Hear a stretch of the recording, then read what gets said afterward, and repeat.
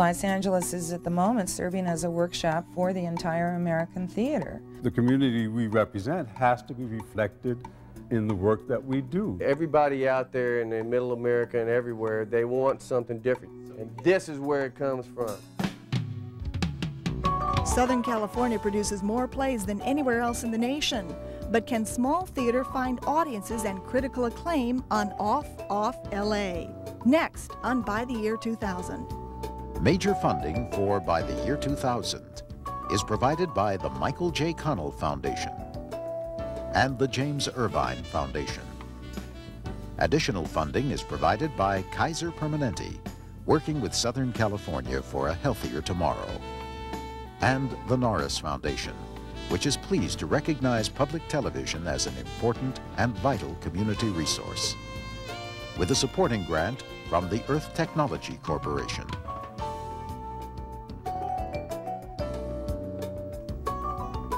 More than 1,000 new plays will open this year in Southern California, upstaging even New York City in terms of sheer volume. Despite the numbers, small local theaters are still struggling for audiences and artistic respect. I'm Val Zavala. And I'm Joseph Benty. For years, many in the arts world have been predicting the rise of Southern California as a dominant force in legitimate theater. It seems unnatural. Young writers, actors, directors already flock to Hollywood. A vast, culturally diverse audience waiting to be tapped, and scores of small theaters already in place. But the smash stage hits remain, for the most part, imported from London and New York. Productions such as Phantom of the Opera and Les Miserables. What will it take to create a thriving local theater community? Later in this program, Joseph will pose that question to our guests, Sylvie Drake, theater critic for the Los Angeles Times, and James Burks, acting director of the Performing Arts Division of the City of Los Angeles' Cultural Affairs Department. But first, we want to take you inside two local theaters struggling to help raise the curtain on the future of Off LA. Here we are at 7:30, getting ready for the play. The toilet's small, the play is dirty, it's Off LA. Bring a cushion and some tissues. Be sure to lock your Chevrolet. There's lots of crime and heavy issues on Off LA. The crowd has paid for its admissions. The opening curtain's drawing near. Of course, the actors have auditions, so they won't be here. The drama's just around the corner. You have to look, it's tucked away. Money's tight, we're often sweating, but we're right here, always getting off LA. Hi, thank you. Have a good time. In the shadow of the television and film capital of the world, small theater, the art form that began it all, struggles on. Then what are you going to do? Huh? I keep trying to help you. I keep saying I want to go down and talk to your probation officer, but no, you don't seem to think I can do anything to help you out. You can't! I know what you're going through. Oh, you don't. I'm the man of this house here, and this is where I sit. Now just get in there, snap some beans so I can fucking think. Between the raw plywood walls of this small Hollywood theater set, a new play is coming to life. I keep trying to help you, but you just keep pushing me away. This is Avenue A, second scene, second act, first rehearsal. Those are the keys. Good. Now this is starting to have some shape. Just go with the flow. I think, you know, you can get plenty out of him storming into the closet, coming out. It's the story of a just-released convict, Joey DiNardi, trying to piece together a picture book family he's only dreamed of.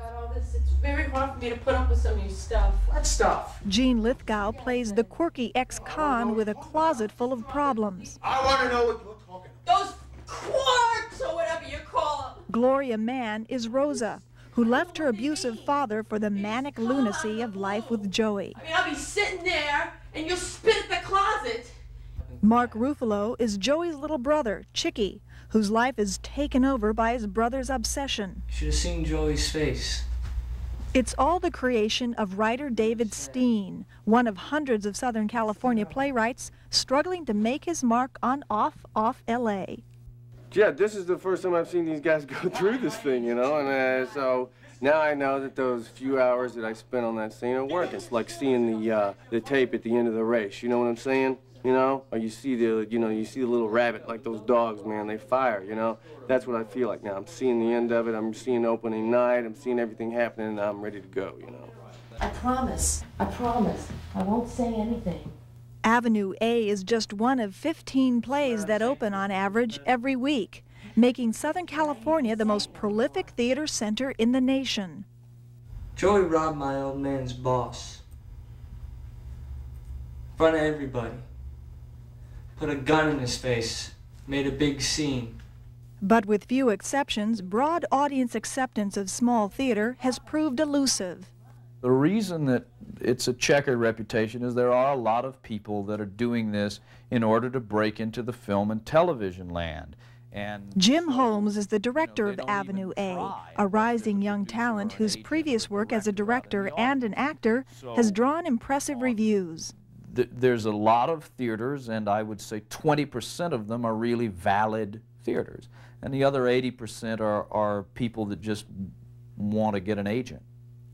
And that's what makes it dangerous as a medium, and at the same time, if it did not exist, one, people couldn't get agents, two, people like David couldn't have their work heard, three, actors wouldn't get to do anything or ever be seen, and people wouldn't get to create, and I certainly wouldn't be working as much as I've been working.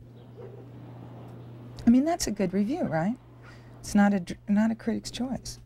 But despite audience reluctance, many believe small theater here is emerging as a national force. Los Angeles is at the moment serving as a workshop for the entire American theater. Diana Gibson is the Cass Theater's artistic director and co-producer of Avenue A. Every day my phone rings and I get letters in the mail from quite well-known New York playwrights who want to work here because it's just financially not feasible to do new plays in New York right now, almost, unless you are very, very famous. They just can't afford to produce you there, I think. Wednesday morning, April 3rd. Exactly 2 weeks remain until Avenue A's first curtain. This is authentic New York City lower income housing, and so you can see how the walls, you know, how the paper's ripped and crinkled and cracked and everything, and then the flooring, we're going to have some of this type of flooring, I believe, right here in this area. Though artistic rewards for the cast's efforts may be high, no one makes much money. Plays are usually produced for a few $1,000s. Actors get $5 a show. The budget for this set, less than $200. So far, the main expense has been plywood. Fortunately, it was almost like 50% off the day I was rummaging around in the rain. And it's not the quality that you would normally try to get to use, but when you're paying, you know, $6 something instead of 15, you make it work. Most of the set, from wallpaper to flooring, falls under the category of found items. And that's the purview of cast production manager and junk connoisseur Andy Daly. This place is in the valley. It's one of my secret prop storage locations that nobody can know where it is. Basically, it's junk that I found on the street, things I bought at a garage sale for no money. I mean, like this. Look at this. Okay. Burnt out building, right? You can't do, I mean, I could do this. I could do any of this, but I will use this crudded up thing. I'll try to match my walls to this door because it's real. And that's where the picture comes from, is really what is real, you know? In baseball parlance, Andy is the ultimate utility player, actor, writer, primary set builder, all for $150 a week. I like what I do.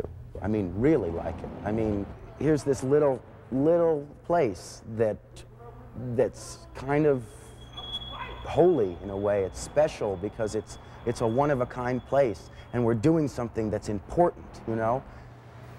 That kind of commitment runs throughout the cast, even down to getting the right couch for a slum apartment. Keep walking, Daddy. Keep walking, Daddy. This way, HSBFG. Put that other hand down here. Get up. All right, here we go. Whee! Oh, my goodness. That's perfect. Look at this. Watch this. The finishing touches finally are coming together.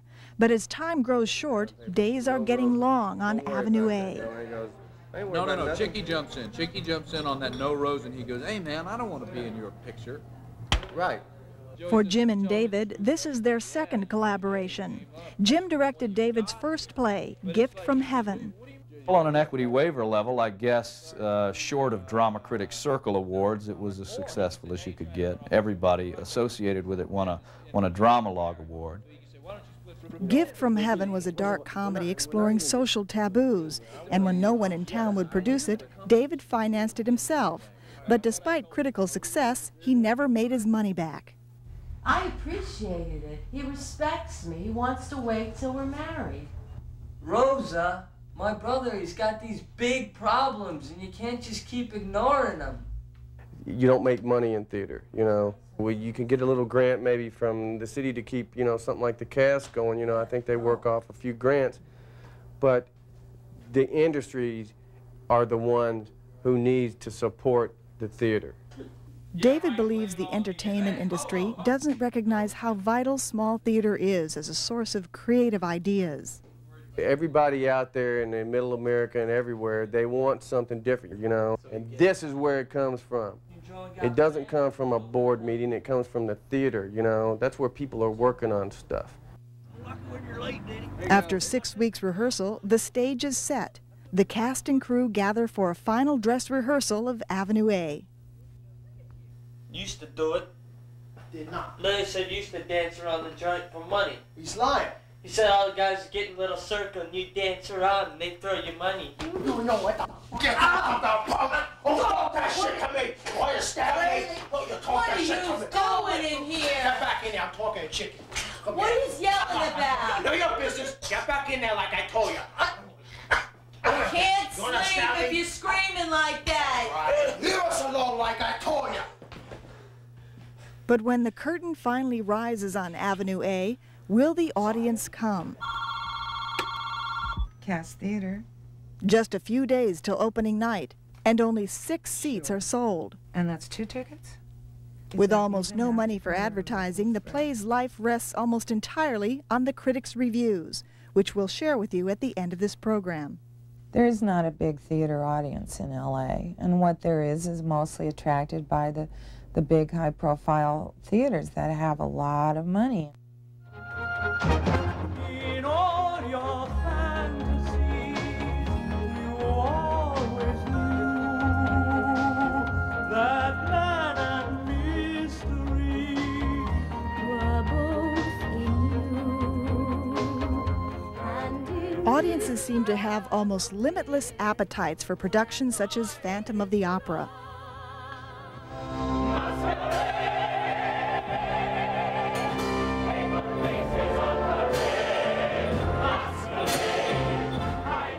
But these audiences tend to be older, white, and upper income, people attracted to big-ticket Broadway-style events, not new plays in small, unfamiliar theaters. But there are other, largely untapped audiences.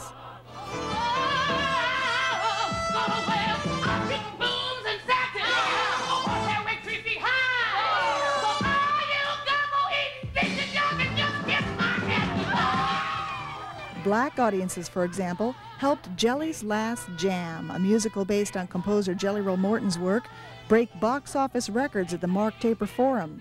And many think creating theater relevant to Southern California's diverse communities can build new audiences. The community we represent has to be reflected in the work that we do. So C. Bernard Jackson heads the Inner City Cultural Center, the grassroots Los Angeles institution where the author of Jelly's Last Jam, George C. Wolfe, got his start. Being in an audience to say, there you are, you know, does that look familiar to you? And they say, yeah, at least I'm up there. You know, however ludicrous my position may be, at least I know I'm up there. So I know I'm welcome here to begin with. Jackson based the center in the heart of the city at Pico in Vermont, a crossroads of the people he wants his work to reach. We represent a community where there are Asians, blacks, Hispanics, Native Americans, and whites. And the community can always find something happening on one of the converted Masonic temple's 4 stages. Aaron Braxton. Teron. Yeah. Today, the center is holding its 9th annual Ira Aldridge Acting Competition, one of several programs to encourage community involvement with theater. The competition is produced by Gloria Calome. I think that it's very necessary to include peoples of color and give them an opportunity to be seen. It's very interesting because some of our professional judges from the industry will come and see the competition and they're stunned. They say, my God, I didn't know there was that much talent out there. 25-year-old Sarah Davis is one of 200 actors entered in the competition. It's a place for anyone and everybody to come and work. And the thing that's so wonderful is that it doesn't matter what your culture is, what your race, it doesn't matter, you know? You're here to work, and people who come here with a passion.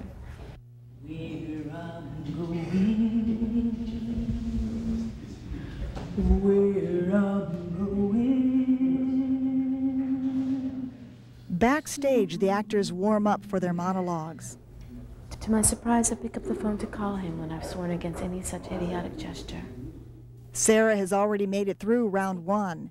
If she's successful tonight, it's on to the semifinals.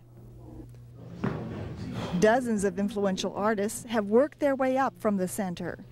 Paul Winfield, Bea Richards, Malcolm Jamal Warner of The Cosby Show won 2nd place in this acting competition.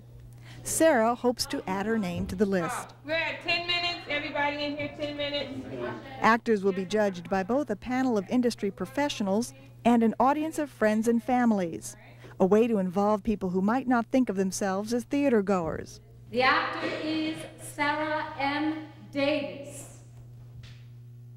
Lovemaking, fighting, senseless arguments filled with the making of love and verbal combat.